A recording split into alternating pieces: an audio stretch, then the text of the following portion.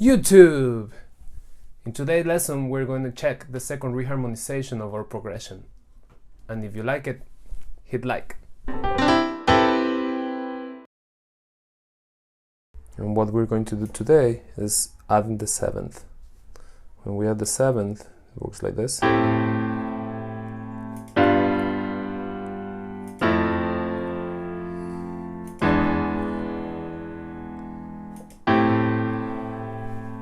It really ain't that reharmonization, but it's adding color to the chord, so it can make it more interesting. You can put it and take it out as you wish. The next step will be to add attention, in this case the 9th. So the 9th is above the octave, the next note. We're going to sacrifice the 5th of the chord to do this, and it will sound like this.